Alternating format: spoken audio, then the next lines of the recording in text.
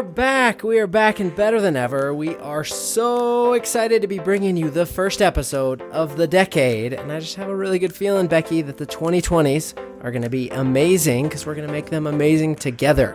Because you are catching some Vrain Waves, the podcast aimed at making us more informed, inspired, and connected educators. I'm Ben Kolb, and sitting right next to me is the only co-host who has giant green check marks next to all of last year's New Year's resolutions. She's Becky Peters.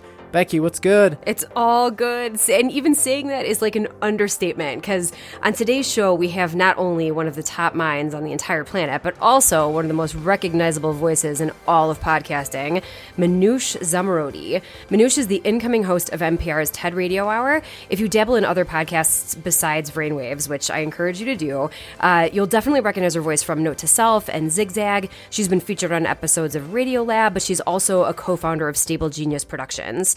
Her book, Bored and Brilliant, which we talked to her about today, it's called Bored and Brilliant, How Spacing Out Can Unlock Your Most Creative Self. And also her TED Talk, which has over 3 million views, can be really good guides for you to surviving the attention economy. Absolutely, and we really feel like we outkicked our coverage here. We have the Madonna of podcasting, Manoush, with us, so we want to get out of the way and get right to her interview, but we'd encourage you to stay tuned after her interview and hear how we are applying some of her lessons from her book and her advice into our lives and our classrooms.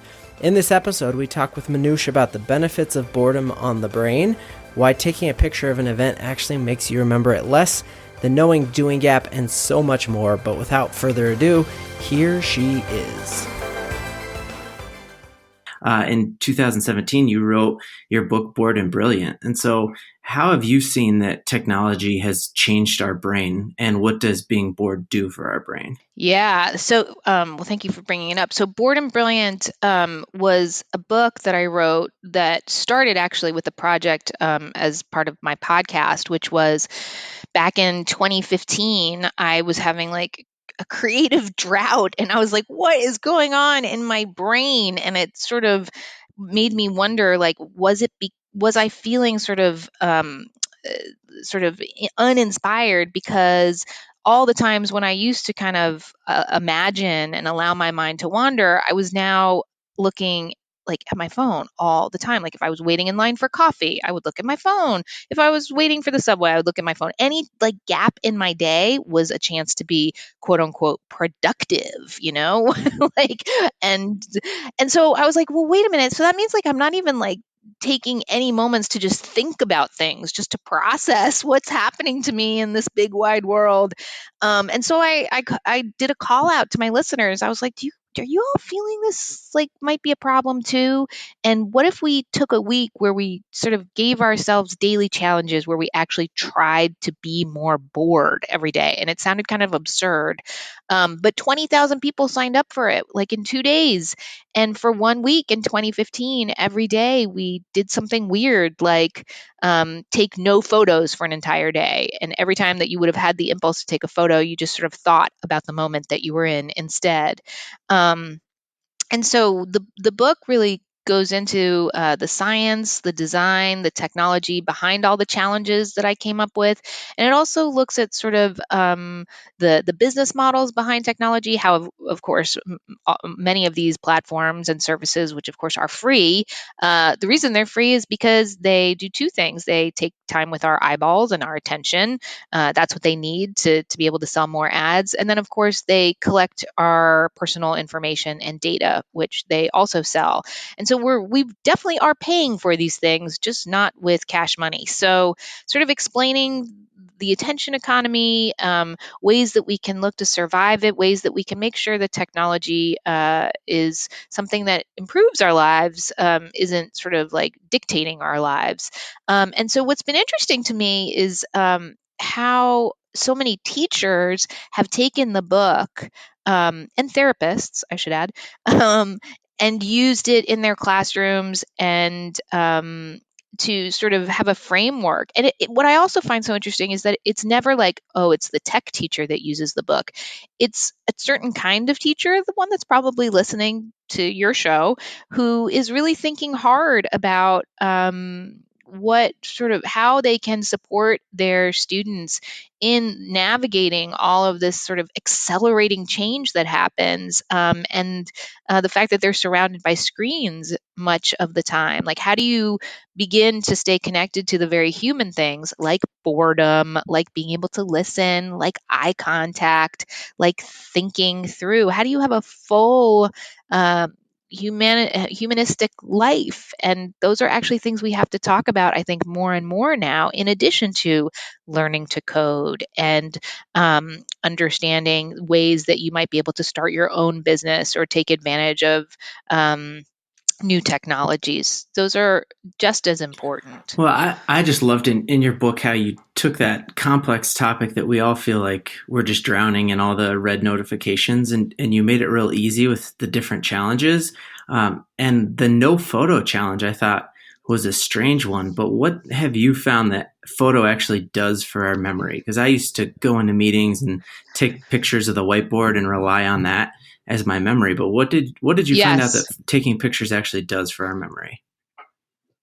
And Ben, like, let me just say, like, that's a totally viable thing that you're doing, as long as you recognize that what studies are finding is that when you take a photo, like, two things happen. You are mentally relegating it to, like, letting the photo hold the information, right? The chances of you actually retaining the information on the whiteboard are slimmer because you've decided that you're going to commit that information to your phone. You've concentrated on how you're going to frame the picture. You've put it in there, right? So there's a study that was done where they measured the memory of students who went into a museum, the kids who looked at all the paintings and those who took photos of the paintings, and who remembered more.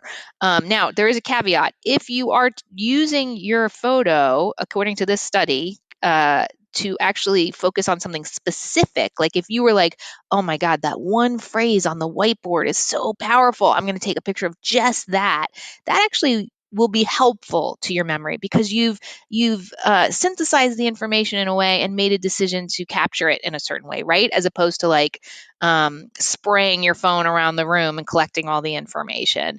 So, I mean, I think, and I've really seen, like, with the rise of Instagram and Snapchat, that, for especially for our students and younger adults, photos are an incredible means of communication. And look, it's really a great way when I'm traveling for me to stay in touch with my kids and for them to, like, see where I am and get a visual and all of those things. But I think there are some people who are losing the capacity to experience a moment without trying to capture it in some way. And, like, honestly, let's talk about how often you go back and look at your pictures. Yes. Not that often. Yeah, exactly. And that's like a gut punch, because I take pictures of like my kids because I'm like, oh, I want to remember this, Right. and then I look back through my thousands of pictures in my iPhone, and I don't remember a lot of the events because I was probably so focused on the hashtag filter, Yeah, seriously. So, I mean, I Wow. love I love the fact that we all can be amazing photographers now. I really do. But it's just about, like, we for some reason we just gravitate to extremes, we humans. And so it's like the phone is not going to be like, "Hey, you took enough photos. Like, you're good. Go enjoy the birthday party." You know what I mean? It's not going to tell you that. You have to tell yourself that. And so it's like this constant, I think it's really tough, this constant checking in with ourselves. Is it time to, like, get off Twitter? How do I feel physically? Oh, not good. All right, time. Or maybe it's like, I haven't been on Twitter, and actually, you know what? I kind of miss it. I'm going to go in for like half an hour and see what's going on, and then you appreciate it again. You have that wonder around the technology, which is why I was interested in tech to begin with, because I'm in awe of it. It's amazing, but we're so like, it's like eating too much Halloween candy, right? You're like, oh my God, Hmm. that was so good to start, Hmm. and now I feel like I need to barf. Yeah. Yeah, and maybe we just don't have the right like physiological responses yet that are like giving us those clues. You know what I mean? Like it's obvious with Totally. food, but with tech, we have to be more careful and more attentive. So from your board and building project, you had tens of thousands of people doing that with you, and you mentioned a lot of teachers and counselors, like you said, therapists. What kind of stories came out of that you feel like other teachers need to hear about, either with use in the classroom or with like digital citizenship or things like that? Like, what should we Mm. be really paying attention to? I mean, we are, especially in our district, and I know a lot of other districts are too, we are one-to-one. All of our students have iPads. What lessons can we learn from what your contributors learned from that project? Yeah. So one teacher in particular, a gentleman named Joel, who teaches high school in, I can't remember where exactly in Florida, but he did it with his class. And I think they were a little reluctant at first, a lot of them, but he said by the end, they were pretty into it. And he said it helped them realize how much of their daily lives in the classroom are mediated by screens, whether that's their phones or their boards or their iPads, or they're constantly looking away from each other. And so for that week, he found that there was a lot more eye contact, which I think, there's no specific causation proved, but the rates of ADHD are certainly on the rise. Now, is that directly correlated to tech use? Nobody really knows for sure.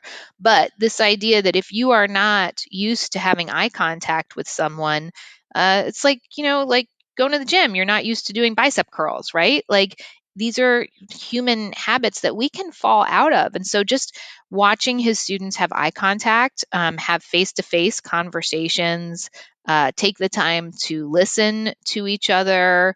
And really, as I mentioned before, this is something I have heard from many teachers, which is that they are having to teach in their classrooms things that they have never had to teach before, like basic things like waiting, delayed gratification, because we are so used to pressing a button and having a car or a meal show up, or 1 day delivery by Amazon.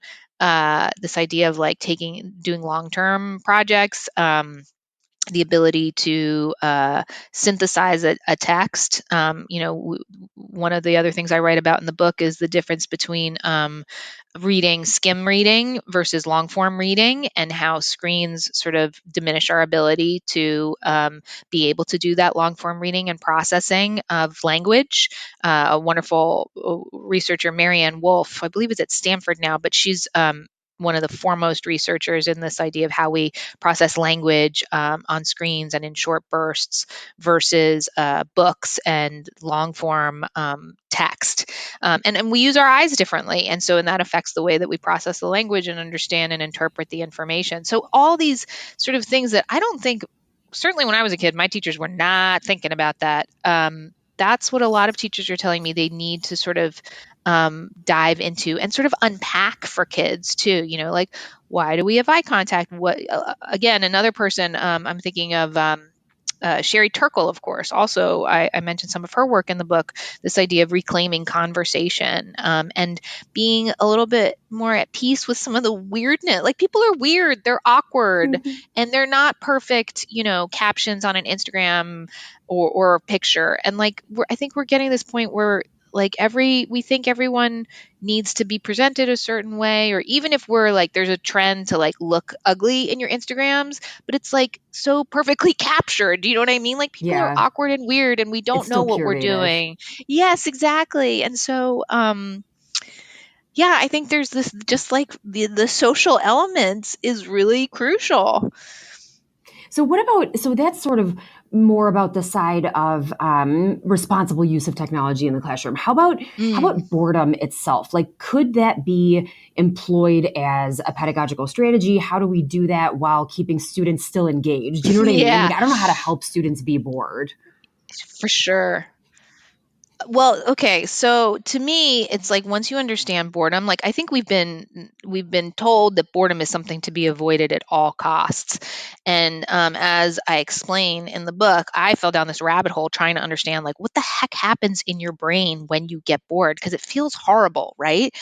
Well, it's really interesting. It's so crazy. So when you get bored, like, and that could be because you're like folding laundry and you're like, oh my God, please, no more laundry. Or you could just be lying on the couch, like, that actually ignites a network in your brain called the default mode. So this is different than like if you're meditating. It's not that. It's something called the default mode. It's essentially mind wandering, and this is where researchers have discovered we do some of our most original thinking. We do our best problem solving. We do something that I had not heard of, which is called autobiographical planning. This is literally telling yourself the story of you, like where you've been, how you got to like recording this podcast right here, right now, and then setting goals, looking into the future, imagining what your life could be, and then working out the steps that you're going to take to reach those goals. So, incredibly important stuff. It's basically not living in the moment, it's time traveling to your past, to your future. And to me, that's an extreme, like one of the biggest gifts I got from the best educators in my life was the ones who told me to think big, to think beyond what grade I was going to get, and to think what impact I could possibly have in my life.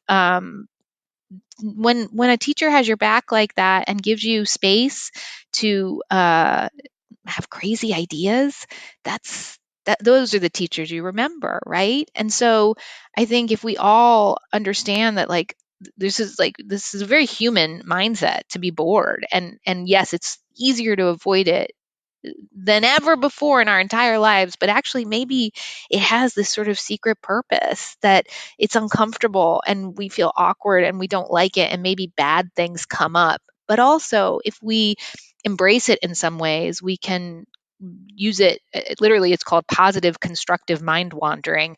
It can take you to places that are actually incredibly productive and fulfilling and creative and inspirational. And we have to remember that the business models of our technology are not built to put us into that mind frame. Now, once you've come up with an amazing idea, you can use technology to make awesome stuff. I'm not saying that technology, is always a hindrance to creativity. It's really just about using it in the right place and time. That's so interesting, the autobiographical planning. I heard too that really the function of memory is to help us imagine the future, not so much that we're remembering our past, but that we're able to then do that kind of autobiographical planning. And I don't know, that's just, it kind of reframes like the whole purpose of it. It's of cool, boredom, right? of memory. It's awesome. Yes, I love learning about this Yeah, stuff. me too. And we can't get there with the 566 interruptions per day that your book talks about. Uh, and so we also had a chance to talk to Cal Newport, the digital minimalism article. And it seems like this get rid of distractions, turn off notifications, it's gaining traction everywhere, but no one's actually really doing it. So what have you seen with this like knowing doing gap between we know this isn't good for our brains, but we still have Instagram and Facebook dinging us every couple of minutes? I mean, I will say the when I first did Bored and Brilliant in 2015, it was seen as sort of like strange, maybe alarmist. And since then, many things have happened. One is that people have started talking about this idea of digital addiction. We don't classify it as that here in the United States, but many countries do. The other thing that's happened, of course, was the 2016 election and the Cambridge Analytica scandal where we discovered that Facebook was giving this company tons of access to our personal information. And so there has been a mainstream sort of, some people call it a tech clash, right? A questioning of like where Silicon Valley's motives lie. Has that translated into changes in behavior? I think for some people it has on a mainstream way. Probably not. I mean, how do you, as people have said to me, they're like, how can you be a person in the world if you don't have a LinkedIn account, if you're not searchable on Google, like it is really hard. And right now it is very much on the individual to I don't want to say police, but to self protect, I guess is the way to think of it.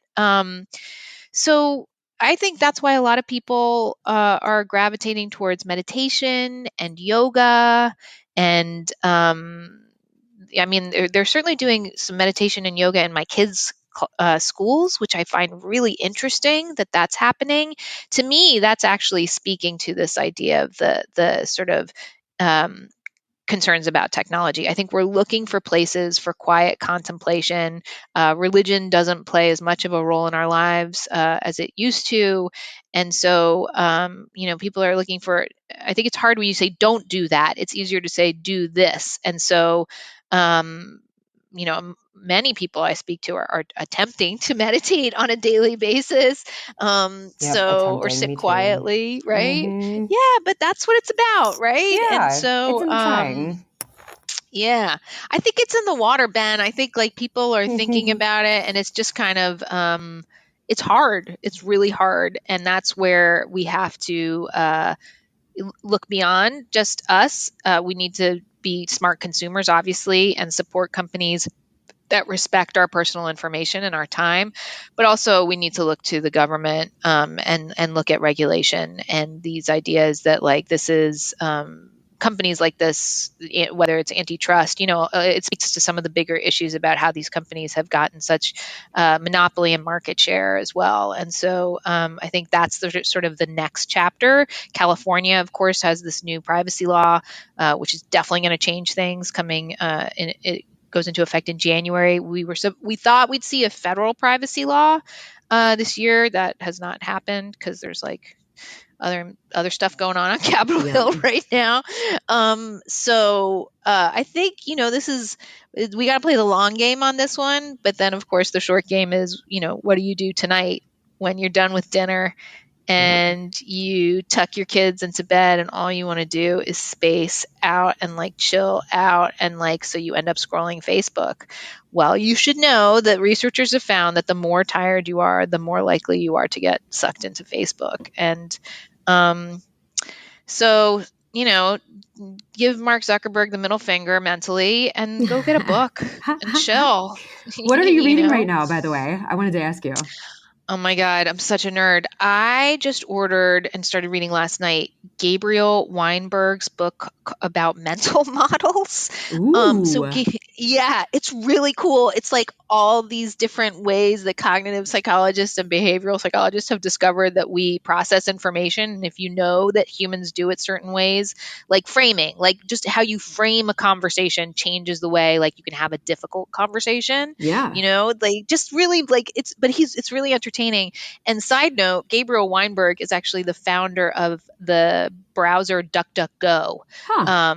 which is a browser that I had it is in my basically Raspberry Pi. you're Yeah. in.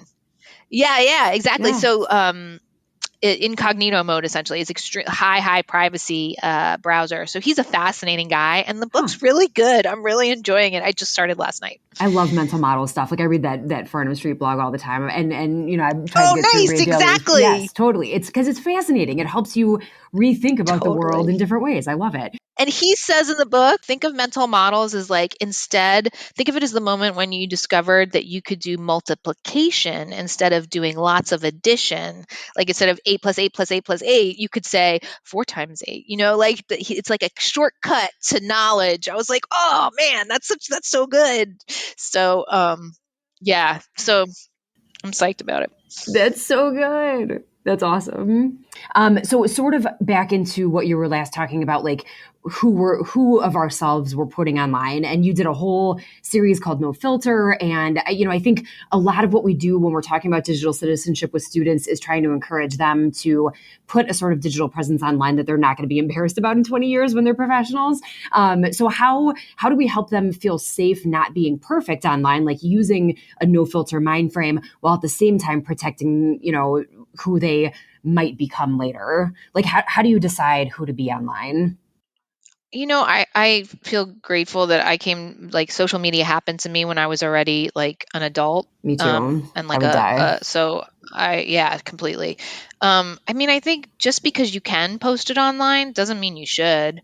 Like, just because it's everyone's doing it doesn't mean that you have to. Only put things online that you feel like good about, that make you feel good inside, would be my answer to that. But also, what worries me the most is this idea of like figuring out who you are in public. I think that's a really private thing. And like, give yourself space to have uncomfortable thoughts, or to really sort of think about who you want to be in the comfort of your own brain. Like, you don't need to care like what other people think all the time. Like, talk to yourself. That's the only sort of person that really matters at the end of the day.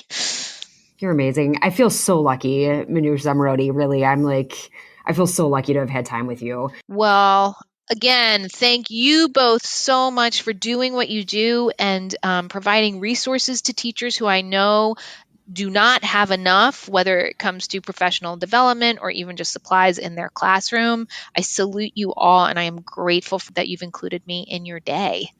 Let's close up shop, Ben. What'd you learn? Yeah, I learned a ton from Manoush, as I always do. Bored and Brilliant is one of the better books I've read recently, and it's something I've been recommending to friends and family, and it's great that we can recommend it to you as well.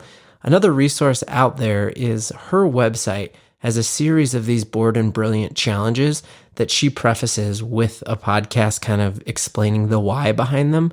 So for 1 week, put your cell phone in your bag while you commute so that you're not distracted while you're driving, and don't listen to anything on your commute for 1 week. Or for 1 day, don't take any pictures on your cell phone. Or for 1 day, delete an app off your phone for an entire week. So I highly recommend you check those out. We'll link to those in the show notes. And if you teach middle or high school, maybe introduce that website and those challenges to your students, because I think we all feel this need to breathe from being completely engrossed in technology sometimes.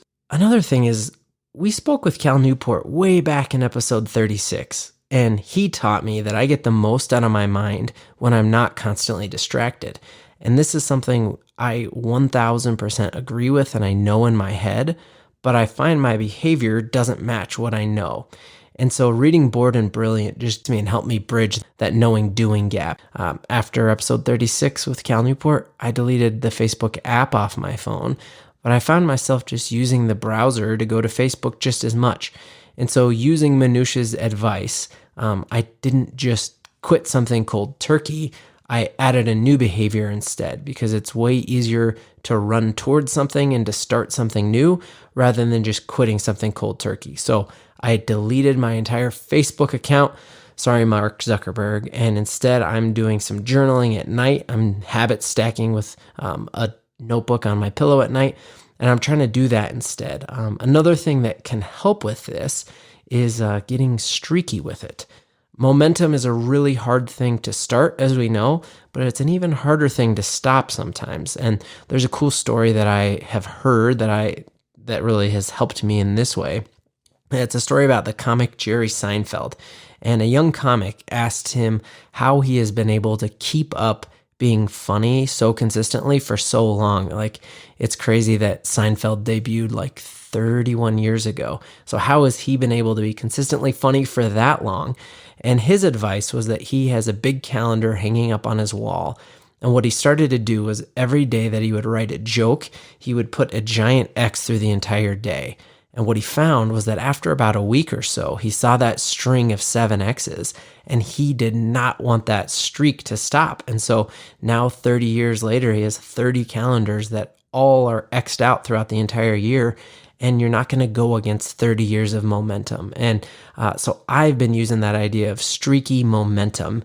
And I don't have a calendar that I do this with. I have an app on my phone called Streaks, and you put in whatever behavior you want, and you just press a button when you've done that behavior for the day. And it not only shows you the days that you've X'd through, it gives you a tally. So I had a goal of 10,000 steps a day, and I did that for like 81 days in a row. And the day that I had to break that streak over break was being stuck for a 21-hour road trip drive back from Chicago. And it wasn't the 21 hours in the car that drove me crazy. It was ending that momentum of 81 days in a row. So I started a new streak where I'm going to devote one day or one drive a day, whether it's to work or home, of being bored and not listening to a podcast. And so I'm on day 9 of that. And I know that even if Broncos news breaks or there's a brand new podcast I'm dying to listen to, I won't want to break those 100 days of streaks. So how can you use streaks and how can you be bored and brilliant are kind of my takeaways. How about you, Becky? What are some things that stuck out to you? Well, right now get streaky with it is pretty much sticking in my head. That's pretty good. But a couple of connections for me.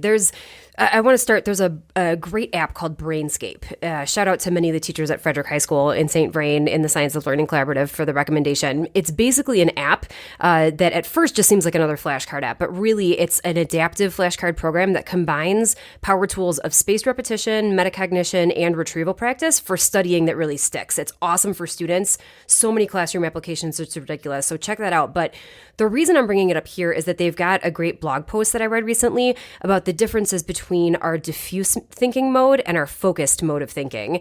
And the article asks which mode is better for learning. And the answer, of course, is both, just like divergent and convergent thinking are both important, or practice and improvisation are both important.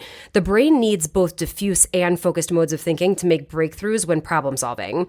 The analogy that they use in the article is a pretty good one. If you think of a flashlight beam and how you can really focus it down into a small circle of highly concentrated light, you can see so much further. That's like our focused mode of thinking. When we're intensely focused and attentive on one problem and we know how to solve it. I always think of like the FOIL acronym in algebra, the first outside inside last. Like, I'm going to apply this formula. That's my attention mode. I've already got this neural pathway forged in my brain.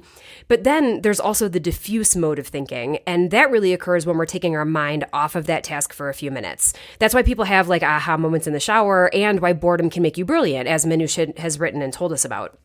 Speaking of which, are you on Reddit at all? Oh, yeah. Yeah, all the time. Yeah. There's an awesome subreddit. I don't know if you follow. It's called Shower Thoughts. Some of them are really stupid, but some of them are really cool. And it makes different connections that I never would have thought of before. My favorite lately is when people think about traveling to the past, they worry about accidentally changing the present, but no one in the present really thinks that they can radically change the future. Isn't it interesting? Totally. It's all these different things that just, I would never have made those connections. And they come from diffuse modes of thinking. So anyways, our diffuse mode is really good at making connections between the information in our heads and forming new neural pathways to strengthen those connections. So when we talk about being bored and brilliant, it's really the diffuse mode that can be engaged when we step away from our Twitter feed, for example, to go for a walk and let our mind wander. And it's super interesting. I remember I used to hate being bored when I was a kid, right? I mean, and you're like, Mom, what can I do? I'm so bored. I'm so bored. And I see my kids doing that same thing now, like whining about what they should do. And I now can look at it as a real opportunity. How can I give my kids at home or in class more time with that diffuse mode of thought so that they can make those important connections about the materials they're learning? I think that's really interesting. Well, we hope this was all interesting for you. And listener, we hope that you make it a brilliant week. That probably means being a little bit bored, but not while listening to Brainwaves. This is never boring. If you like what you hear, would you share it with a friend? And as always, have a great generic time of day.